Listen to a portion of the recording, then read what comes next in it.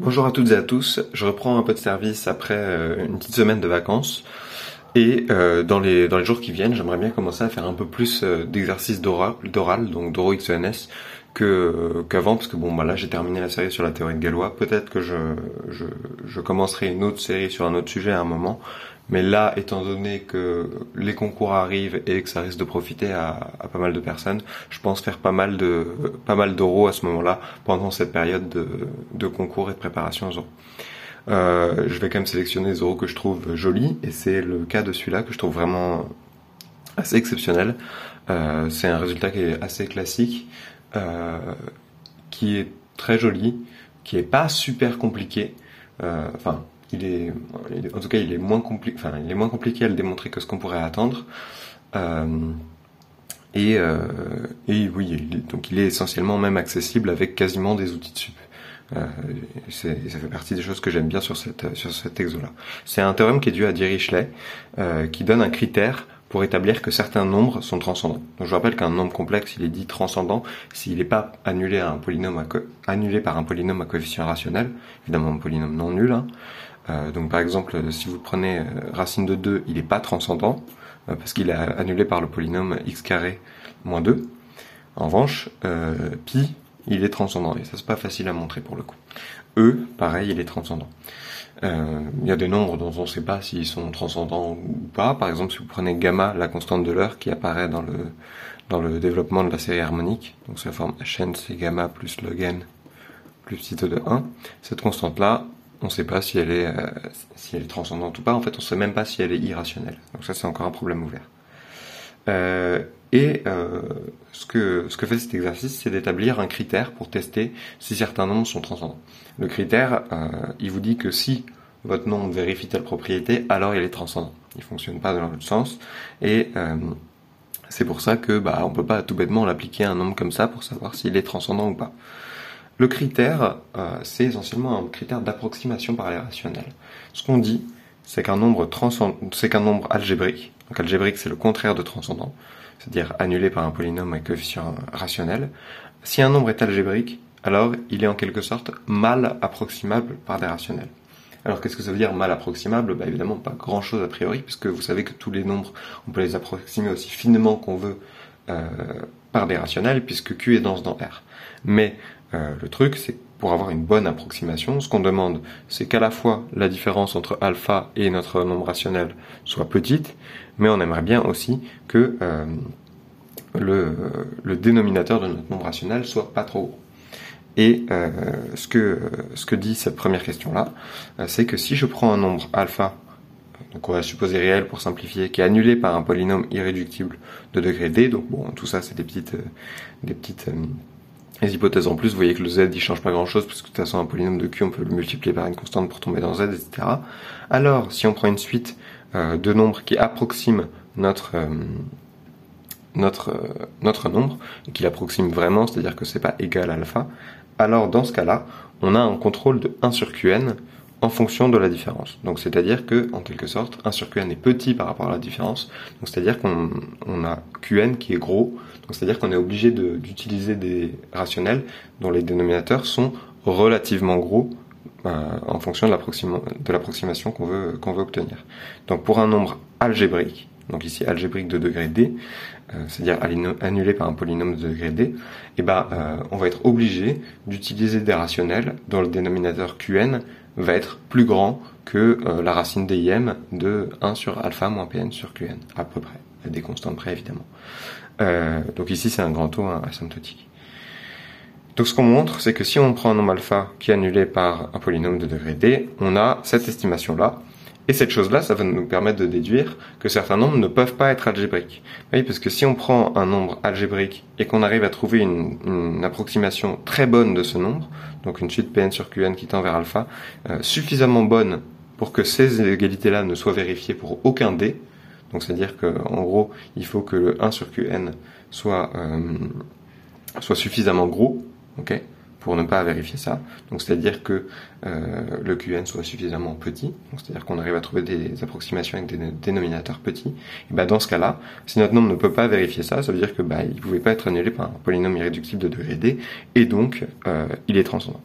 Donc c'est ça le principe. Donc on va commencer par démontrer ce critère-là, et on l'appliquera à ce nombre-là pour montrer qu'il est transcendant. Ce nombre-là qui est défini par une série qui converge très très vite, le 10 puissance n factoriel, c'est très très grand, et donc la série converge très très vite, et ça va nous permettre d'avoir des approximations très très bonnes de ce nombre en prenant les sommes partielles.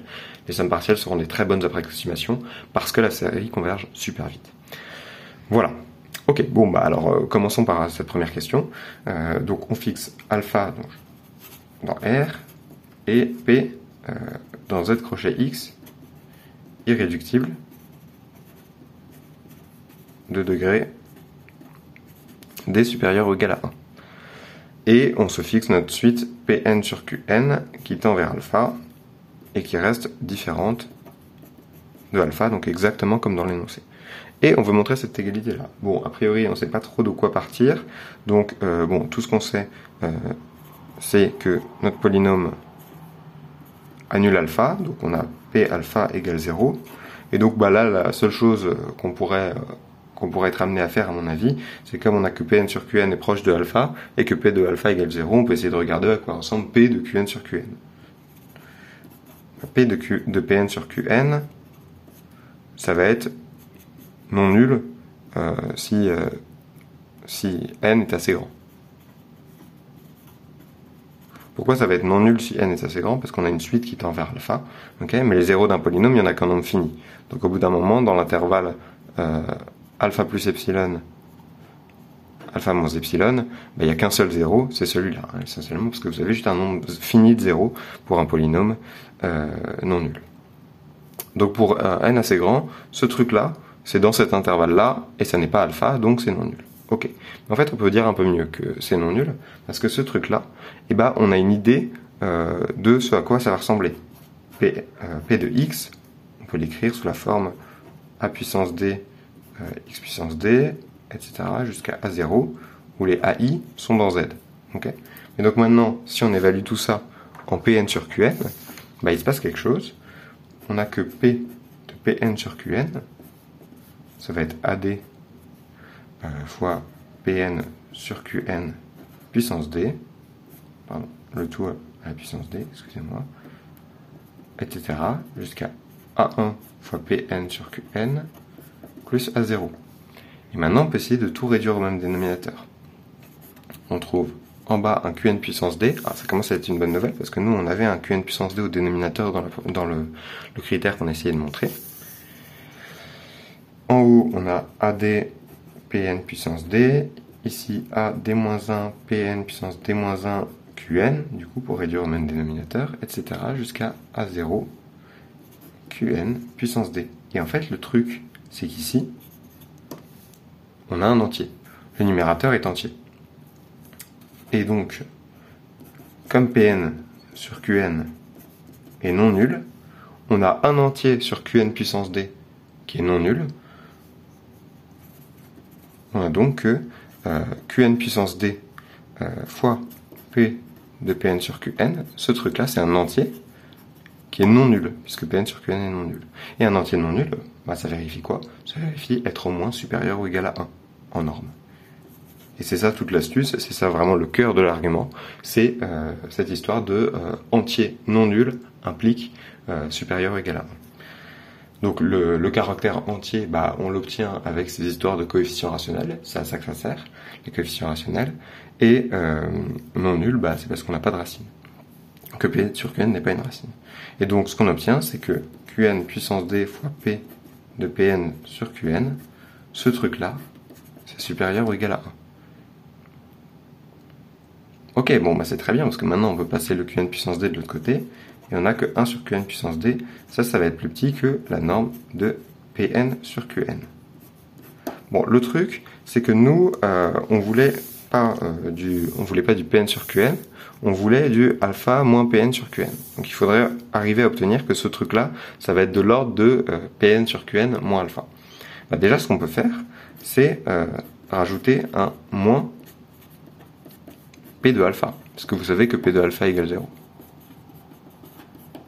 Et maintenant, ce truc-là, eh ben, on peut utiliser le fait que c'est équivalent à P' de alpha fois Pn sur Qn moins alpha. Pourquoi c'est vrai ça? Essentiellement, c'est la définition de la dérivée. Vous avez que ce quotient-là sur ça tend vers P' de alpha. Pourquoi? Parce que Pn sur Qn tend vers alpha, évidemment. Alors quand même, avant d'écrire cet équivalent-là, il faut faire attention à ce que ce truc-là soit pas nul. Parce que sinon l'équivalent est plus vrai. On a un quotient de truc qui tend vers 0, ça veut pas dire que le numérateur est équivalent à 0. Il faut évidemment que ce truc-là soit non nul. Pourquoi ce truc-là est non nul? Parce qu'on a supposé P irréductible. Et un polynôme irréductible, vous savez qu'il ne peut pas avoir de racine double. Alpha est une racine de P, donc il ne peut pas être une racine de sa dérivée, parce qu'un polynôme irréductible ne peut pas avoir de racine double, parce que sinon, il serait pas premier avec sa dérivée. En effet, si P' de alpha égale 0, alors le PGCD de P et de P' est différent de 1, parce que les deux ont une racine commune dans C, donc ils sont pas premiers entre eux. Donc, il existe un polynôme Q, qui va être en fait le PGCD de P et de P', tel que Q n'est pas constant, et Q divise P avec Q de degré strictement inférieur au degré de P. Voilà, donc ça vous dit qu'on ne peut pas avoir P' de alpha égale 0. Ok, donc ce truc-là, c'est non nul, et donc finalement, vous avez que 1 sur Qn à la puissance d, ce truc-là, c'est équivalent, quand n tend vers l'infini, à P' de alpha en module, fois, ah oui, alors j'ai oublié les modules ici, excusez-moi, fois Pn sur Qn moins alpha. Et ça, c'est exactement le résultat qu'on voulait. On obtient bien que 1 sur Qn puissance d est un grand taux de Pn sur Qn moins alpha. Et ça montre le résultat qu'on souhaitait. Ok, maintenant on va essayer d'utiliser ce truc-là pour montrer que le nombre alpha qui va être égal à ce truc-là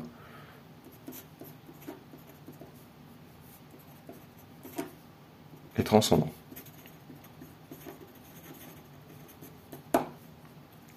Alors comment on fait ça? Une histoire de transcendance, on va raisonner par l'absurde, supposer qu'on a un polynôme annulateur, etc. Donc on suppose que alpha est annulé par P dans Q de X. Okay.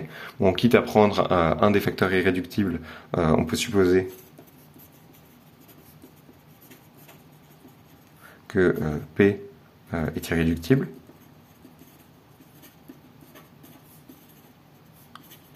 Alors ça, c'est quitte à remplacer P par le facteur irréductible qui annule alpha. Ok, P non nul. Et quitte à le multiplier par un entier, on peut supposer que P est dans Z crochet X. Ok. Et on note D son degré, qui va être supérieur ou égal à 1. Ok. Maintenant, donc là, on suppose cette chose-là par l'absurde. Et l'objectif, ça va être d'arriver à une contradiction. Bon, on va essayer d'utiliser ce qu'on a fait. Donc on va prendre une suite Pn sur Qn qui tend vers alpha. Donc on prend le rationnel Pn sur Qn, donc sous forme pas forcément irréductible, mais on va réduire au même dénominateur cette chose-là, somme pour k variant de 0 à n, des 1 sur 10 puissance k factoriel. Ok. Et donc si on réduit ça au même dénominateur, vous voyez que 10 puissance n factoriel, ça va être un multiple de 10 puissance k factoriel pour k plus petit que n. Donc ce truc-là, ça va être 10 puissance n factoriel, et ici, un entier. Un entier que je m'amuse pas forcément à calculer, mais enfin qu'on peut calculer, c'est pas difficile. C'est cet entier-là, la somme pour k variant 0 à n de 10 puissance n factoriel moins k factoriel, et ça c'est bien un entier parce que ce truc-là, cet exposant est positif. Okay. Donc on pose naturellement Qn égale 10 puissance n factoriel et Pn, cet entier-là. Ok. Maintenant, on sait que, par hypothèse absurde, on sait que alpha est annulé par ce polynôme-là, qui va être dans z crochet x irréductible de degré d. Okay, donc on dispose de l'estimation de Dirichlet ici. Qu'est-ce qu'elle nous donne dans ce cas-là? On a, par l'estimation de Dirichlet, on a que 1 sur Qn puissance d est un grand taux de alpha moins Pn sur Qn. Bon, Pn sur Qn, c'est la somme partielle. Ok, ça c'est la somme totale, donc ce truc-là, ça va être juste le reste. Ok, donc ce truc-là, c'est un grand taux de somme pour k supérieur ou égal à n plus 1, t1 sur 10 puissance k factoriel. Ok, et de ce côté-là, qu'est-ce qu'on a? On a 1 sur qn puissance d, qn c'est 10 puissance n factoriel, donc on a 1 sur 10 puissance d fois n factoriel. Et la question, c'est est-ce que cette chose-là est effectivement vérifiée ou pas? Bon, bah du coup, on va essayer de majorer ce truc-là pour obtenir encore des majorations ici, et par des trucs plus simples, et obtenir une contradiction à la fin. Ok. Donc, on a que la somme pour k supérieur ou égal à n plus 1, donc là, on va majorer le reste de la série. Ce truc-là, donc c'est la somme pour k supérieur ou égal à n plus 1, et là, je vais l'écrire en extension, hein. On a donc 1 sur 10 puissance n factoriel fois n plus 1, etc. jusqu'à k. Ok. En fait, je vais garder un n plus 1 dans le n factoriel. On a la somme pour k supérieur ou égal à 1, pardon, à 0, excusez-moi, d1 sur 10 puissance n plus 1 factoriel. Et ici, on va avoir 1 sur 10 puissance, et donc là, le premier terme qui va arriver, ça va être n plus 2, etc., jusqu'à n plus 1 plus k. Voilà. Et donc vous voyez que pour k égale 0, ce produit-là, de toute façon, il est vide. Hein. Pour k égale 0, vous avez n plus 1 à la fin et n plus 2 au début, donc vous avez un produit vide, donc là vous avez 1 fois 1 sur 10 puissance 0 pour le premier terme. Okay. Très bien, on va sortir le 1 sur 10 puissance n factoriel, n plus 1 factoriel, pardon, et on va essayer de majorer cette somme-là. Donc la somme pour k supérieur ou égal à 0, d, donc ça va être 1 sur 10 puissance, et ici on va avoir n plus 2, etc. jusqu'à n plus 1 plus k. Ok, comment on majore ça? Bah, là vous voyez que ici on a un total de k termes. Chacun des k termes est supérieur ou égal à 2 par exemple. Donc ce truc là c'est plus petit que 1 sur 10 puissance n plus 1 factoriel fois la somme pour k supérieur ou égal à 0 des, mettons, 1 sur 10 puissance, donc là on a k termes, tous supérieurs ou égaux à 2, donc on peut mettre des 2 puissance k. Okay, le truc c'est qu'on sait très bien que 2 puissance k ça va être plus grand par exemple que k. Okay, donc ce truc là on peut le majorer bêtement par cette somme là. Et là l'intérêt de cette astuce là c'est que cette somme là on sait la calculer, hein. Ça va être donc toujours 1 sur 10 puissance n plus 1 factoriel, et là la somme qu'on obtient c'est 1 sur 1 moins 1 dixième, c'est-à-dire que je ne me trompe pas, 10 sur 9. Ça doit être ça. Si j'ai fait une erreur de calcul, c'est pas dramatique, hein, de toute façon la somme est finie. C'est ça qui est important, c'est une somme géométrique, donc c'est fini. Ok, donc finalement si on revient à ça, et ben on a que 1 sur 10 puissance d fois n factoriel serait donc un grand taux de 1 sur 10 puissance n plus 1 factoriel. Et un truc comme ça, en fait, ça risque pas d'arriver. Parce que du coup, ce que ça dirait, ce serait donc que 10 puissance n plus 1 factoriel sur 10 puissance d fois n factoriel serait un grand taux de 1. Et ça, si on réarrange un petit peu, on obtient que 10 puissance n plus 1 factoriel moins d fois n factoriel serait un grand taux de 1. C'est-à-dire que cette suite-là soit bornée, mais cette suite-là, vous pouvez l'écrire sous la forme 10 puissance n factoriel fois n plus 1 moins d. Et sous cette forme-là, il est clair que ça tend vers l'infini quand n tend vers l'infini, et donc on obtient bien une contradiction. Et donc, l'hypothèse qu'on avait faite au début, c'est uniquement que alpha était un nombre algébrique. Donc, par l'absurde, alpha, qui est donc ce nombre-là, n'est pas algébrique.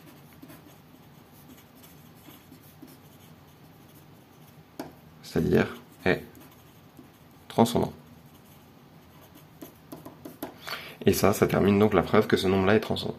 Alors, les preuves que des nombres sont transcendants, c'est en général des preuves compliquées, à part pour les nombres comme celui-là qui sont essentiellement construits pour être transcendants. Ce nombre-là, il sert qu'à ça, a priori.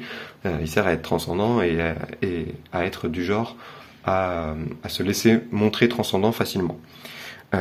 Pour les nombres, entre guillemets, classiques, genre pi, e, et par exemple la constante gamma que j'évoquais tout à l'heure, c'est beaucoup plus difficile. Pour eux, c'est faisable, et on pourra le faire un de ces jours sur la chaîne éventuellement. Pour eux, c'est vraiment accessible. Pour pi, faut quand même beaucoup plus d'arguments, beaucoup plus de machinerie, notamment sur les polynômes symétriques, ou en tout cas, la preuve que j'ai en tête utilise beaucoup de machinerie sur les polynômes symétriques. Il y en a sans doute d'autres, bien sûr. Et pour gamma, c'est simple, on sait même pas. Bon, tout le monde pense que c'est transcendant, évidemment, il n'y a pas de raison, ce serait délirant que ce soit un nombre rationnel, surtout qu'il y a beaucoup de calculs numériques qui ont été faits et qui vont dans le sens que c'est pas rationnel, hein, du genre, ce truc-là, on sait que si c'est rationnel, le dénominateur doit être énormissime, je sais pas de l'ordre de combien, mais il y a beaucoup de calculs sur ordinateur qui ont été faits qui montrent que ce truc-là a à peu près aucune chance d'être rationnel, mais évidemment on n'a pas de preuve, parce que c'est difficile de montrer qu'un nombre est transcendant. Et ce truc-là, on sait même pas s'il est irrationnel. Donc évidemment, les nombres transcendants sont irrationnels. La réciproque est pas vraie, hein. Par exemple, racine de 2, c'est irrationnel, mais c'est pas transcendant. Mais donc voilà, montrer que des nombres sont transcendants, c'est une question compliquée.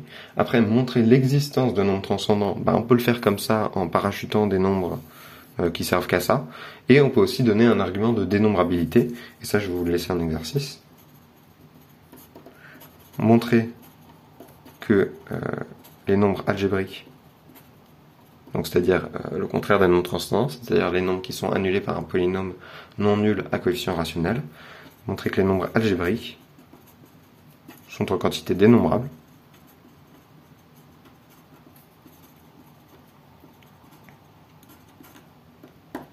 et en déduire l'existence de complexes qui sont transcendants. Voilà. Donc c'est tout ce que je voulais vous raconter pour aujourd'hui. J'espère que ça vous a plu et à bientôt.